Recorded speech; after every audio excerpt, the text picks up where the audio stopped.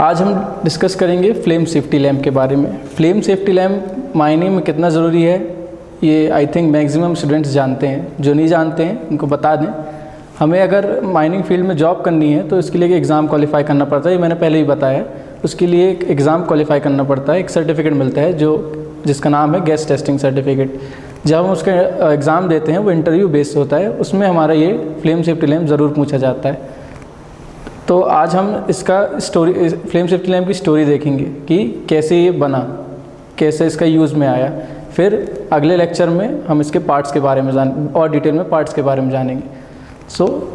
Story बताना इसलिए ज़रूरी है, आपको अगर हम किसी भी इस टॉपिक हो या कोई भी टॉपिक हो, किसी भी टॉपिक की किसी भी चीज़ की हमें बैकग्राउंड स्टोरी पता हो कि क्या है वो, क्यों बना, तो याद रखने में हमको ज़्यादा आसानी होती है। इसलिए हम आज पहले इसकी स्टोरी देखेंगे। So the flame safety lamp which we are using today is a result of 6 stages of manufacture by different scientists. So आज जो हम फ्लेम सेफ्टी लैम्प यूज़ कर रहे हैं वो ऐसा नहीं है कि जो हम आज यूज़ कर रहे हैं डायरेक्ट ही ऐसा इन्वेंट हो गया, नहीं। पहले कुछ और था, धीरे धीरे टाइम टू टाइम उसमें अपग्रेड हुए, तब जाके आज हम जो आज फ्लेम सेफ्टी लैम्प यूज़ कर रहे हैं वैसा वो बन पाया है। सबसे पहले क्या हुआ था, during 18th century normal lamp were used in mines. So because these normal lamps have open flame, methane gas of mine used to catch fire and result in huge explosion. क्या होता था, हम नॉर्मल जो lamp आते थे, आपने देखा होगा गांव वगैरह में या मूवीज़ में, कहीं भी आपने देखा होगा, जो नॉर्मल लैंप आते थे वो ओपन रहते थे। उनकी जो फ्लेम रहती रही, जो लॉ बोलते हैं जिसको हम, वो ओपन रहती रही। तो क्या होता रहा, हम उनको माइन उस टाइम, पुराने टाइम पे उतनी लाइटनिंग, जितना आज टेक्नोलॉजी हमारे पास उस टाइम तो नहीं थी, तो खदान में देखने के लिए हम लैंप ले जाते थे, रोशनी के लिए हम लैंप ले जाते थे। तो क्या होता था, अब अंडरग्राउंड माइन में तो गैसी माइन कहलाती हैं, उसमें गैसेस निकलती रहती हैं। सपोज़ कहीं मीथेन ज़्यादा निकल गई तो मीथेन फ्लेम की कांटेक्ट में आके एक्सप्लोजन कर देती थी, जिससे काफ़ी जाने या बड़े हादसे हो जाते थे या जाने चली जाती थी। फिर हुआ क्या, a well known scientist sir Humphry Davy had invented an lamp known as flame safety lamp in 1815। 1815 में सर हेम्फ्री डेवी एक साइंटिस्ट हैं, उन्होंने फ्लेम सेफ्टी लैम्प का इन्वेंशन किया। उन्होंने क्या किया, he had put in the flame of the wick inside the wire gauge cylinder. The idea behind this was that when the methane gas will burn inside the wire gauge, so it will spread inside the gauge and the cylinder. It will reduce the intensity of heat and also the flame will not come out of the wire gauge. तो उन्होंने क्या किया, जो हमारा नीचे Wick थी, जो बाती थी जिसमें हमारी लौ रहती थी, उसके ऊपर एक उन्होंने सिलेंड्रिकल शेप की जाली रख दी। उनका आइडिया ये था कि जो भी गैस है डायरेक्ट फ्लेम के कांटेक्ट में नहीं आए, जाली से होती है वो स्प्रेड हो जाए, और स्प्रेड होने की वजह से उसमें ज़्यादा आग ना पकड़ पाए तुरंत। और इन केस थोड़ी बहुत हवा वगैरह चलती है तो फ्लेम जो वायर गेज है उसकी वजह से रुक जाए, डायरेक्ट बाहर ना आ पाए।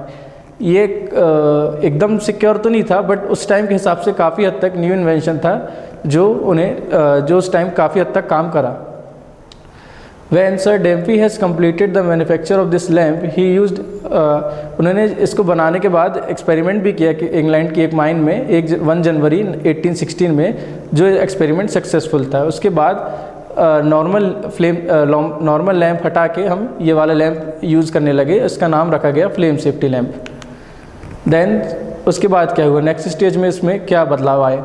Now use of glass by Dr. William R. Clenny. So now the flame safety lamp was ready, but the problem with the lamp was because of wire gauge cylinder, the intensity of light of the flame was very low. तो अब sir Humphry Davy ने क्या किया, law के ऊपर एक जाली की, सिलेंड्रिकल जाली की एक गेज रख दी थी। उससे क्या हुआ था, जो लाइट हमें जितनी अमाउंट में चाहिए उतनी नहीं मिलती थी, काफ़ी कम, लाइट की इंटेंसिटी काफ़ी कम हो गई थी। प्रकाश हम हिंदी में बोलते हैं, प्रकाश हमको ज़्यादा नहीं मिल रहा था। तो डॉक्टर क्लेनी ने क्या किया, in 1839 doctor Clanny have done is he had reduced the height of the wire gauge and put the cylindrical glass just below so that the intensity of light of the flame can be increase. तो उन्होंने क्या किया, जैसे कि आप diagram में देख सकते हैं, जो जाली का साइज़ था, उन्होंने जाली की जो हाइट थी वो कम कर दी, जाली के जस्ट नीचे एक ग्लास रख दिया। और जो फ्लेम थी, मतलब फ्लेम को ग्लास से कवर कर दिया और ग्लास के ऊपर एक जाली रख दी, आप डायग्राम में देख सकते हैं। Also he had used asbestos packing ring just below and above the glass so that the the lamp will be airtight and the flame should not come out of the lamp। उन्होंने क्या किया, glass तो रख दिया, अब glass रखने से एक प्रॉब्लम ये थी कि एयर टाइट नहीं हो पा रहा था, तो एस्बेस्टस पैकिंग आती है, उन्होंने उसको ग्लास के जस्ट ऊपर और नीचे रख दिया ताकि जो फ्लेम है हमारा, लैम्प है हमारा, वो एयर टाइट हो जाए और हवा अंदर बाहर उसके ना जा सके। And from this day till now we are, ये आप आज भी देखें, जब से ये वो ग्लास उन्होंने इंस्टॉल किया उसमें आप देख सकते हैं आज भी जो हमारा फ्लेम सेफ्टी लैम्प है उसमें भी हम ग्लास यूज़ करते हैं या लगा रहता है। Then next stage, flame safety lamp by L Mueseler. In 1840, L. Mueller from Belgium had put the fireplace or chimney, in Hindi we call it chimney, inside the wire gauge so that burned gas or smoke of the flame will come out from one separate part and the air from the outer atmosphere will go inside from the other part, and because of this intensity of light of the flame was also increased। तो इन्होंने क्या किया, जाली के अंदर एक chimney रख दी जो कि जो हमारी फ्लेम है उसके जस्ट ऊपर थी। तो उससे हुआ क्या, तो जो भी हमारी बर्न गैस थी वो चिमनी से होते हुए बाहर निकल जाती थी और फ्रेश एयर के लिए, जो माइन की फ्रेश एयर अंदर जाती रही लैम्प के अंदर, उसके लिए दोनों का पाथ अलग अलग हो गया। इसके रिजल्ट में हुआ क्या, एक तो दोनों गैस मिक्स नहीं हुई, जो जली हुई है और जो एटमॉस्फेयर वाली है, बट इन्होंने जो लगाया उससे टोटल पूरी तरीके से ऐसा नहीं होता था कि मिक्स नहीं हो, कहीं ना कहीं वो अंदर जाके मिक्स हो ही जाती थी। Next, fourth stage, use of bonnet, 2 wire gauge and use of small glass. Till now all the above safety lamp were not workable in high speed of air due to high speed of air, either they exhaust और either they extinguished or sometime flame may come out of the lamp। तो क्या होता था, अभी तक के lamp एक properly air tight नहीं थे, जोर हवा की ज़्यादा स्पीड होने से फ्लेम कभी कभी बाहर आ जाती थी या बुझ जाती थी। तो a famous mining engineer J.B. Mercier from France, एक माइनिंग इंजीनियर थे J.B. Mercier फ्रांस के, had done many experiment for some, उन्होंने 9 से 10 साल के लिए काफ़ी सारे एक्सपेरिमेंट्स किए। फिर 1880 में J.B. Mercier installed an bonnet around the wire gauge and installed one single wire gauge। He installed 2 wire, instead of 1 wire gauge he installed 2 wire gauge so that flame will not come out of the lamp। Also just below the fireplace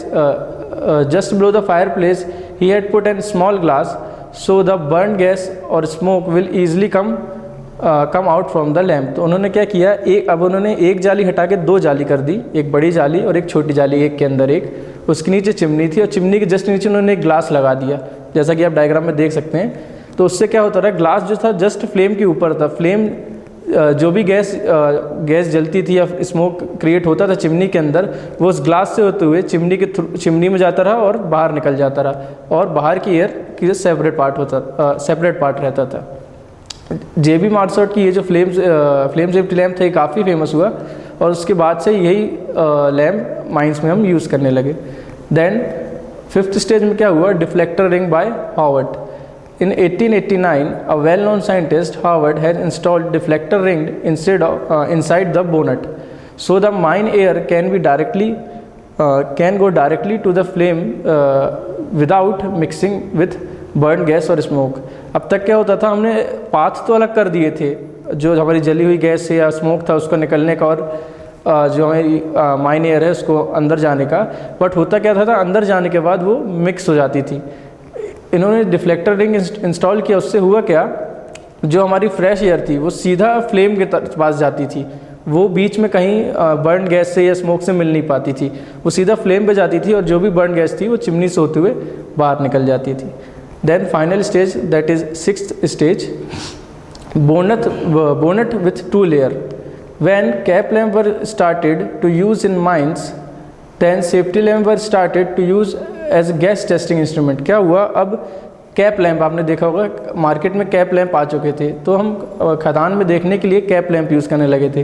तो अब जो हमारी safety lamp थी पहले ऐसा था कि हम रोशनी के लिए और साथ ही साथ गैस टेस्टिंग के लिए, दोनों के लिए हम इसको यूज़ करते थे।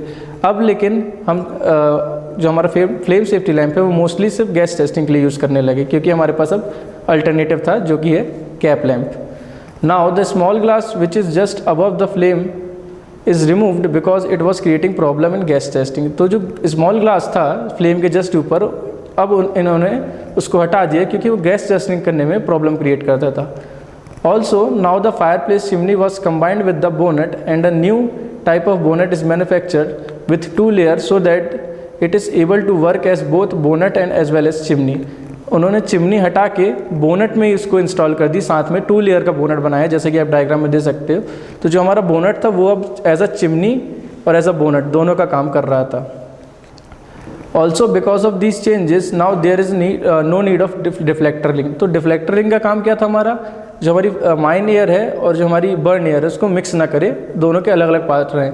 बट हम बोनेट को अपग्रेड करने से अब ऐसी डिफ्लेक्टर रिंग की भी ज़रूरत नहीं थी।